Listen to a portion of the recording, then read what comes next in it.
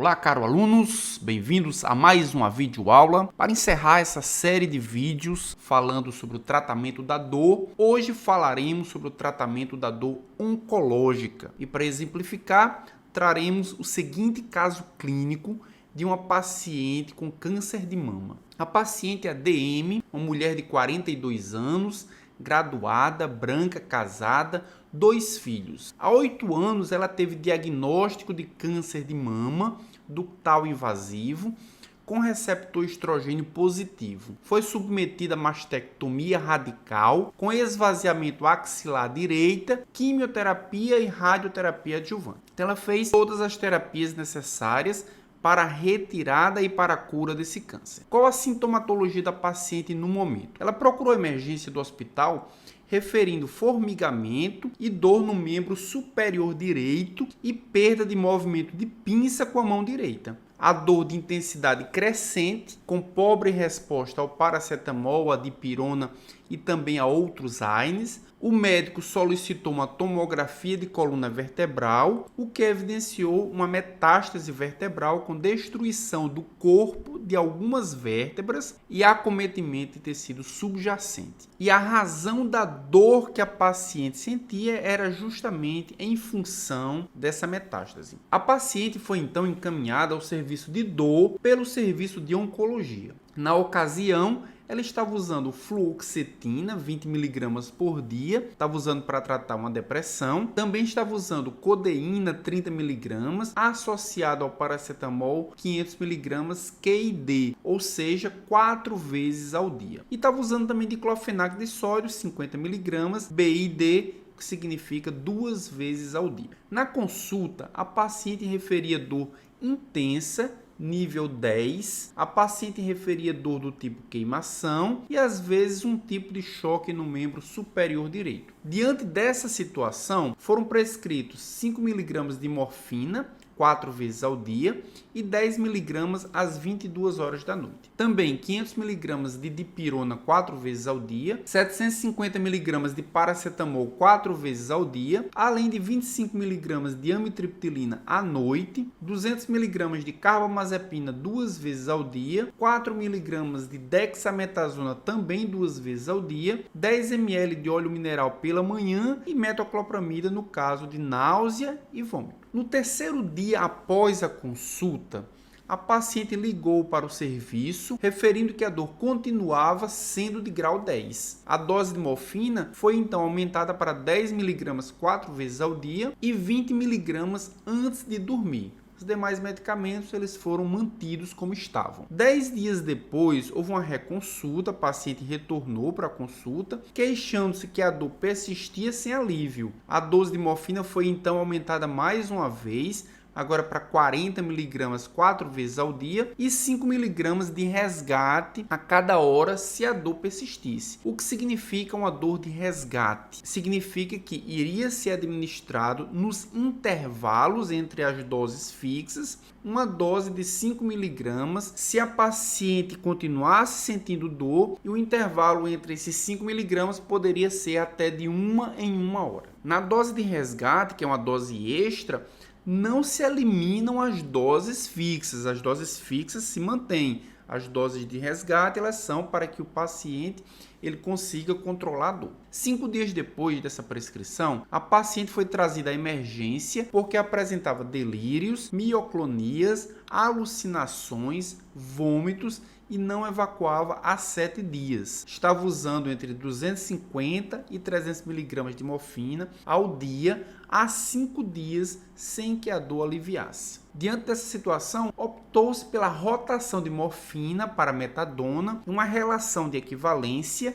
de 8 para 1, em razão das manifestações de neurotoxicidade. A gente vai entender nessa videoaula o que significa essa rotação de opioides. A dose de metadona foi então de 30 mg 3 vezes ao dia. A dose de morfina que a paciente vinha usando era 250 a 300 mg. Com essa nova rotação, a equivalência foi para cada 8 mg de morfina ao dia seria administrado 1 mg de metadona, o que equivale aos 30 mg administrados 3 vezes ao dia. Além disso, foi administrado também 60 mg de metadona ao deitar. Também foi prescrita morfina oral de resgate na dose de 10 mg até a cada hora. Foi realizado enema glicerinado e prescrito 10 ml de óleo mineral 2 vezes ao dia e 10 mg de bisacodyl via oral 2 vezes ao dia. A dexametasona foi aumentada para 8 mg pela manhã e 4 mg à noite. A amitriptilina passou para 100 mg à noite e a carbamazepina 200 mg 3 vezes ao dia. Foi introduzida ainda 5 gotas de haloperidol e 8 mg de ondansetrona 3 vezes ao dia para alívio do vômito. Entretanto, podemos observar pelo segmento que a dor da paciente persistia intensa. Por essa razão, optou-se por adicionar um PET de 10 mg de fentanil, proventos que seriam liberados 10 microgramas por hora em 72 horas. Como a constipação persistia, foi prescrito metilnatrexona 8 mg a cada 2 dias. Esse caso clínico ele foi retirado do livro Farmacologia Clínica, da Rosane Gomes, capítulo 8, Farmacologia da Dor Oncológica. E para esse caso clínico foram formuladas 4 perguntas. A primeira é: como age a morfina no controle da dor? A segunda pergunta que responderemos nesse caso clínico é: quais riscos a paciente estava correndo ao aumentar a dose de morfina? Terceira pergunta: quais os critérios para a rotação de opioides? E a quarta e última pergunta é: que diferença apresenta o fentanil em relação à morfina? Essas e outras perguntas responderemos após a vinheta. Os opioides, eles agem da seguinte forma: eles são agonistas de receptores opioides. Quais são esses receptores? É o Mi, é o Kappa, é o Delta e também é o Sigma. Lembram que esses receptores estão encontrados na via ascendente, tanto no neurônio pré como no neurônio pós-sináptico, e que eles inibem a transmissão neuronal na via ascendente. Então, os opioides, ao agirem nesses receptores, eles também vão inibir a transmissão ascendente nociceptiva, principalmente no corno dorsal da medula. Também produz uma ativação da via descendente inibitória, de certa forma, e inibe discretamente os nociceptores periféricos. Então, os analgésicos não opioides, eles agem perifericamente, obviamente eles têm a COX-3 central, mas eles agem principalmente perifericamente, diminuindo o estímulo químico que produz a sensação de transmissão da dor. Já os analgésicos opioides,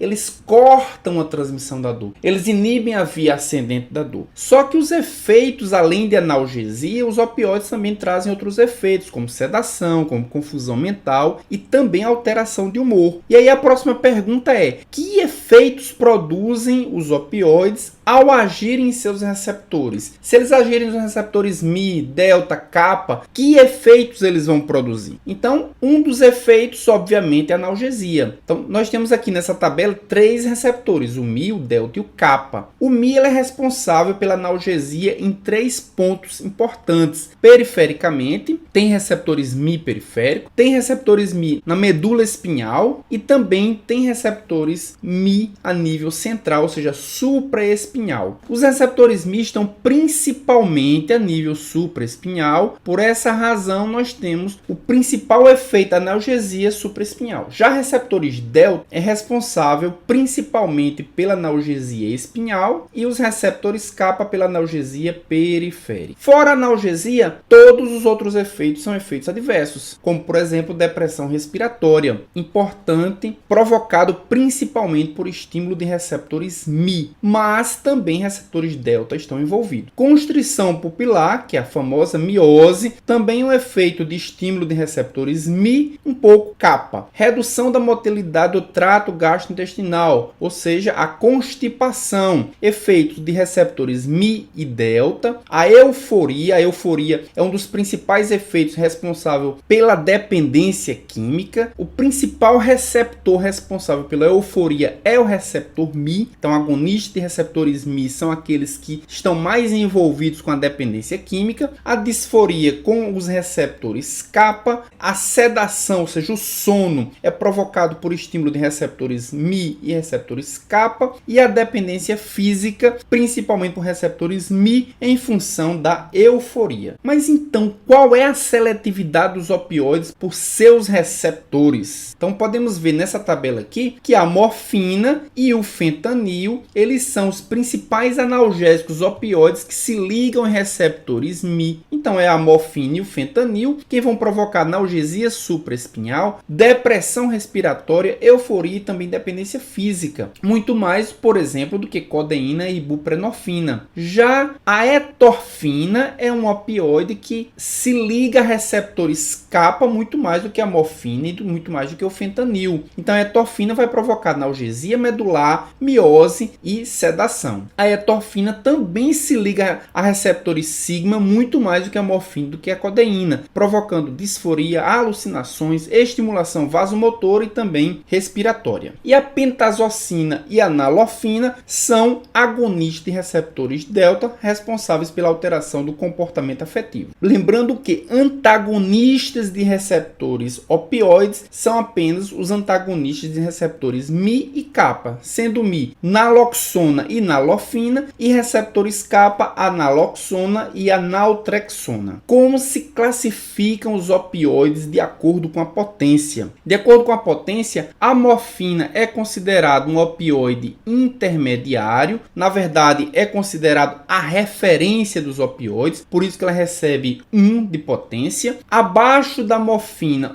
estão os opioides menos potentes, o tramadol, por exemplo, é metade da potência da morfina. Dextropropoxifeno tem 20% da potência da morfina e a codeína tem 10% da potência da morfina. Acima da morfina nós temos a heroína com 3 vezes a sua potência, metadona 1,5 vezes, buprenorfina 40 vezes a potência da morfina, e nós temos os analgésicos opioides utilizados nas cirurgias, como o sulfentanil, que apresenta 500 vezes a potência da morfina, o fentanil, que apresenta 100 vezes a potência da morfina, e o alfentanil, que apresenta 70 vezes a potência da morfina. Você está gostando da aula até aqui? Você acha que o conteúdo que você está vendo é relevante?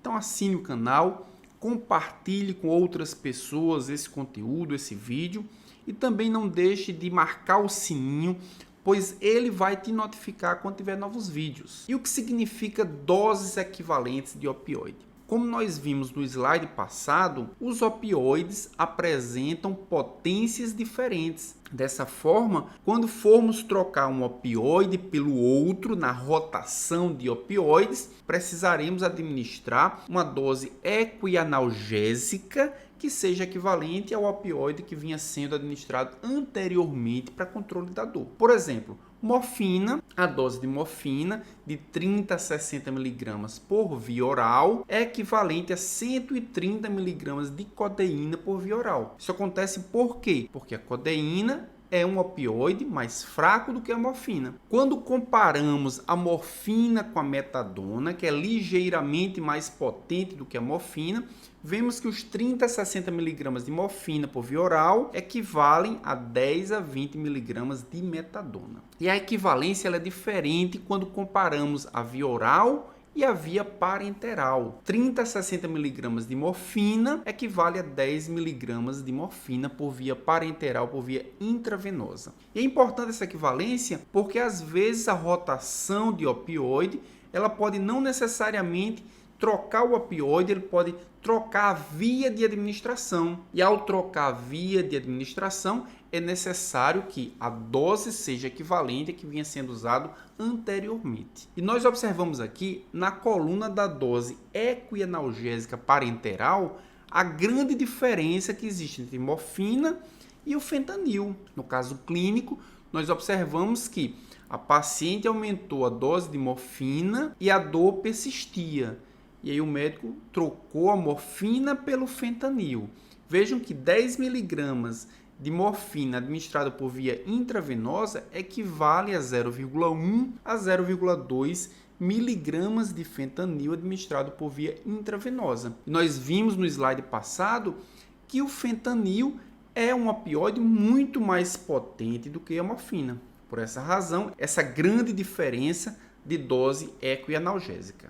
Quais as ações centrais dos opioides? Então, os opioides, eles agem no sistema nervoso central, causando sedação, alteração sensorial, náuseas e vômitos. Podemos observar por essa tabela que a sedação é um efeito adverso comum a todos os opioides. Ou seja, todos os opioides causam sono. A alteração sensorial é um efeito adverso que acontece na grande maioria dos opioides de forma parcial ou efeito muito fraco, com exceção da meperidina, que tem um efeito moderado. E que alteração sensorial é essa? É a miose. E ela acontece porque os opioides agem estimulando o músculo oculomotor. O importante desse efeito adverso é que ele não apresenta tolerância. Ou seja, com o passar do tempo, esse efeito não diminui. E isso é um importante sinal diagnóstico do uso exacerbado de opioide. Náuseas e vômitos também é um efeito adverso muito comum a todos os opioides, principalmente aqueles mais potentes. O fentanil, sulfentanil, alfentanil, e eles acontecem porque o opioide estimula a zona quimiorreceptora do gatilho emético localizado na área pós-trema do bulbo, uma área rica em receptores dopaminérgicos também, na qual agem esses agonistas dopaminérgicos. Além dos efeitos no sistema nervoso central, também são efeitos centrais os efeitos respiratórios, como depressão respiratória. E esse talvez seja o efeito adverso mais perigoso que os opioides apresentam. E observe nessa tabela que todos os opioides apresentam grave ou intenso efeito na depressão respiratória. Isso acontece porque os opioides diminuem a sensibilidade do centro respiratório às ações da pressão de CO2. E, finalmente, um outro efeito central também é o efeito antitussígeno, um efeito comum a todos os opioides. E ele acontece por ação direta do opioide no centro da tosse, localizado no tronco cerebral. E quais as ações periféricas dos opioides? Os opioides, eles têm efeito no sistema cardiovascular, produzindo bradicardia, e observem nessa tabela que os principais opioides que causam bradicardia são os mais potentes, o fentanil, o sulfentanil e o alfentanil. Também causam hipotensão, e essa hipotensão também está correlacionada com a bradicardia. Aqueles que causam bradicardia normalmente também causam intensa hipotensão, com exceção da meperidina, que tem uma bradicardia parcial, mas uma intensa hipotensão. Além disso, alguns opioides também causam liberação excessiva de histamina. É o caso da morfina e também da meperidina. E é exatamente essa liberação de histamina que provoca a sensação de prurido, também contribui para a hipotensão e causa intensa broncoconstricção. Por essa razão, morfina e meperidina não devem ser utilizados em pacientes asmáticos por exacerbar essa broncoconstricção. Outro efeito periférico é no trato gastrointestinal. Todos os opioides causam diminuição da motilidade da peristalse do trato gastrointestinal, ou seja, todos eles estão relacionados com a constipação, sejam os mais potentes, sejam os menos potentes. E a constipação chega a atingir 95% dos pacientes. Mas apenas a morfina e a meperidina estão relacionados ao aumento da pressão do ducto biliar, principalmente a meperidina. E esse efeito pode ser revertido com a atropina. E o que fazer numa intoxicação por opioide? Então, na intoxicação por opioides, deve-se utilizar um antídoto, que nesse caso aqui é a naloxona.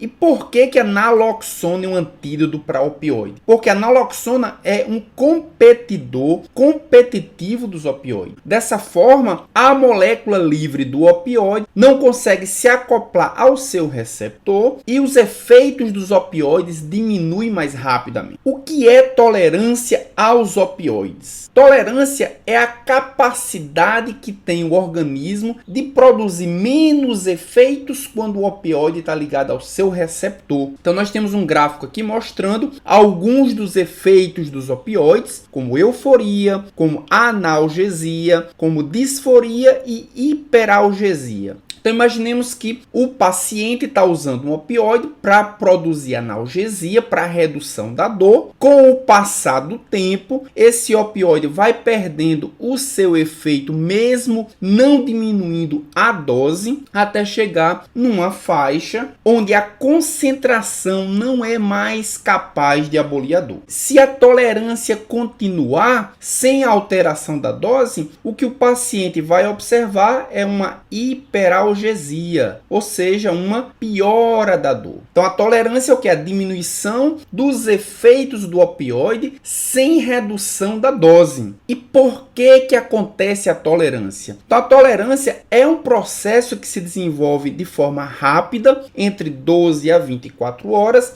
e são dois os mecanismos que explicam a tolerância. Um dos mecanismos explica a tolerância aguda. Isso acontece porque há uma redução menor de AMP cíclico. Então, um dos efeitos intracelulares que os opioides produzem é a redução da concentração do AMP cíclico. Por algum fenômeno que a gente vai ver mais adiante, o AMP cíclico reduz, mas reduz uma velocidade muito mais lenta. Então, isso explica os efeitos agudos. Mas os efeitos crônicos, eles acontecem por outro mecanismo, por um processo de dessensibilização e também de interiorização dos receptores dos opioides. Então vamos explicar aqui os efeitos agudos da tolerância aos opioides. Então nós estamos vendo aqui nessa imagem um agonista opioide qualquer, pode ser por exemplo a morfina, interagindo com um receptor Mi, ativando ou estimulando esse receptor Mi. Um dos efeitos intracelulares dessa interação é a inibição dessa enzima aqui, a adenilato ciclase. Se a adenilato ciclase tem sua atividade reduzida, o que é que nós podemos esperar? Redução intracelular do AMP cíclico. E para que serve o AMP cíclico? Serve para, entre outras coisas, ativar uma enzima chamada de PKA. Mas ao mesmo tempo que ele ativa a PKA, ele inibe a PKC. Como nós temos uma redução das concentrações do AMP cíclico, essa inibição sobre a PKC, ela é reduzida, consequentemente nós temos um estímulo para a ativação da PKC. E o que é que a PKC faz? A PKC ela ativa diversas enzimas, dentre elas a adenilato ciclase. Então observem esse panorama. Quanto maior a atividade de opioide sobre o receptor Mi, menor a atividade da adenilato ciclase. Só que quanto menor a atividade da adenilato ciclase, por um mecanismo reverso, maior a ativação de adenilato ciclase. Por essa razão, quanto mais se usa um opioide, maior será a necessidade de se utilizar maior opioide. Por quê? Porque os seus efeitos vão sendo diminuídos com o tempo. Do ponto de vista crônico, como é que acontece a tolerância? Então, o opioide interage com o receptor Mi, como nós vimos, inibindo a adenilato ciclase, só que aqui nós estamos observando que cronicamente, ou seja, depois de um longo tempo de ativação do receptor Mi, a própria célula produz uma adaptação. E qual é essa adaptação? Ela internaliza por endocitose o receptor. Isso significa que na superfície celular nós teremos uma menor concentração, uma menor densidade de receptores Mi. Isso significa que, mesmo tendo a mesma concentração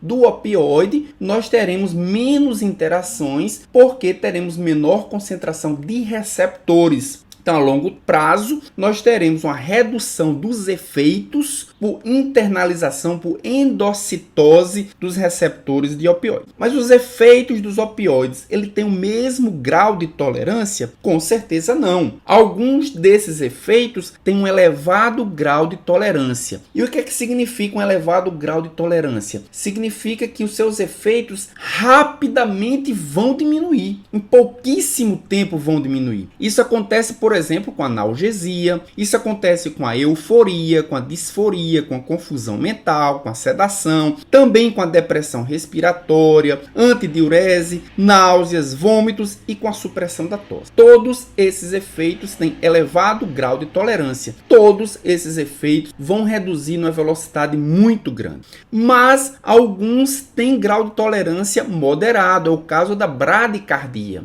Eles vão reduzir, os efeitos serão serão reduzidos, mas serão reduzidos numa velocidade mais lenta do que os que eu acabei de citar. E existem aqueles que o grau de tolerância é mínimo, ou em alguns casos até inexistentes. É o caso da miose, é o caso da constipação e também da confusão mental. Então, nesses casos, esses efeitos eles vão perdurar por todo o uso do opioide. Qual a relação entre a tolerância, a dependência e a síndrome da abstinência? Bem, a dependência é tudo aquilo que acontece em virtude da tolerância.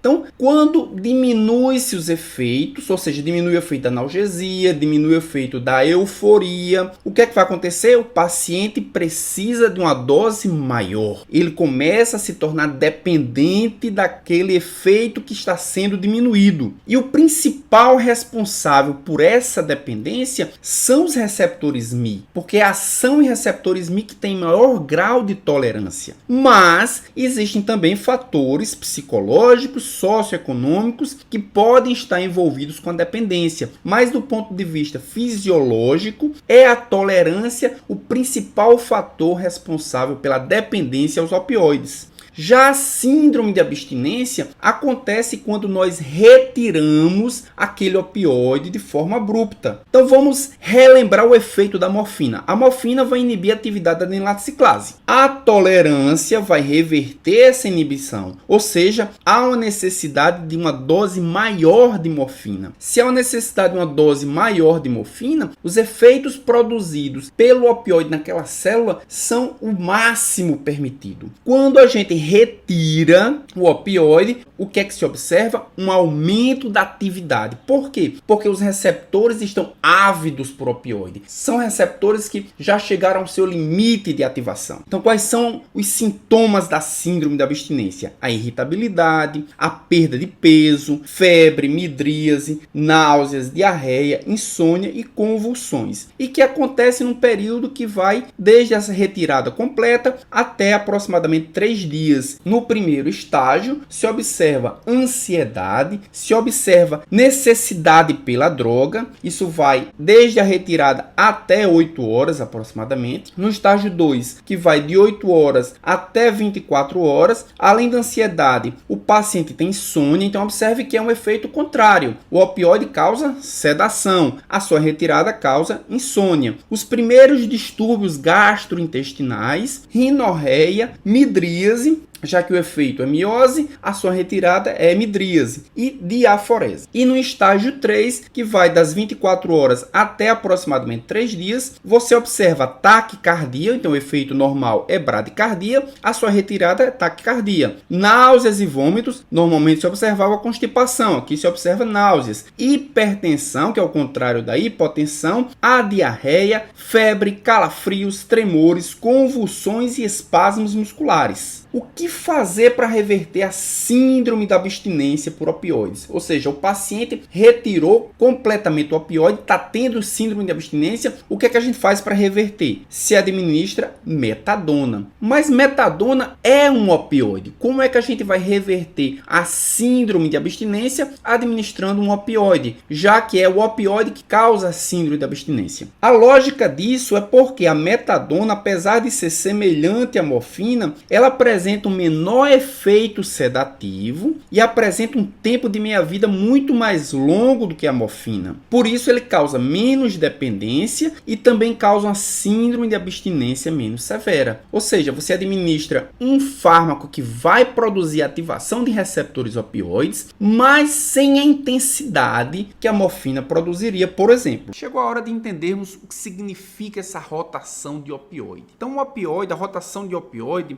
acontece quando pretendemos mudar de um opioide para outro. Por que razão nós mudamos de um opioide para outro? Pode ser para controlar melhor a dor, afinal de contas, como nós vimos nessa aula, os opioides podem sofrer um processo de tolerância, reduzindo seus efeitos farmacológicos com a mesma dose. Então, às vezes, é necessário substituir um opioide pelo outro. Então, uma das razões é essa. Uma outra razão é para reduzir os efeitos adversos. Às vezes, os efeitos adversos, a insuficiência respiratória, a constipação, a bradicardia, eles são tão intensos com o opioide, quando você faz a rotação para um opioide mesmo administrando uma dose equianalgésica, equipotente, o novo opioide apresenta reações adversas muito mais brandas. Para fazer a rotação de opioides, alguns princípios eles são necessários. O primeiro princípio é calcular a dose analgésica do novo opioide com base na tabela de equivalência de dose, foi a tabela que nós vimos. Segundo princípio é, em caso de mudança para outro opioide,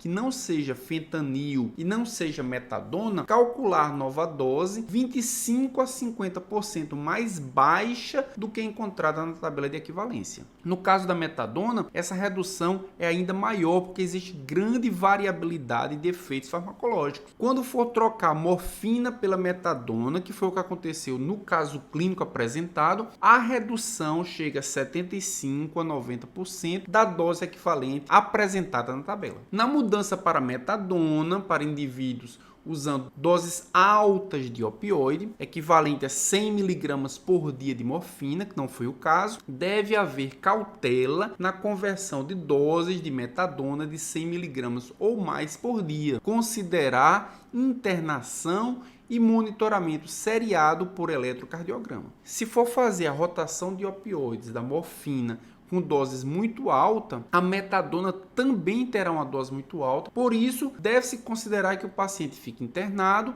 e monitorar a administração por eletrocardiograma. Em mudança para fentanil transdérmico, calcular a conversão da dose com base nas taxas de equivalência descritas na bula dessas formulações. Outro princípio é reduzir a dose se o paciente estiver recebendo dose relativamente alta de opioide, se for idoso ou com limitada reserva funcional. Fazer também uma segunda avaliação da severidade ao aumentar 15 a 30% da dose eficaz para aliviar a dor ou se apresentar efeitos adversos. Avaliar frequentemente a resposta inicial ao opioide e também titular a dose do novo regime. E o último princípio é, se uma dose suplementar for usada para titulação, ela deve ser calculada entre 5 e 15% do regime de dose opioide diária total, sendo administrada em intervalos adequados. Então essas foram as referências usadas nessa videoaula, os princípios de farmacologia do Golan,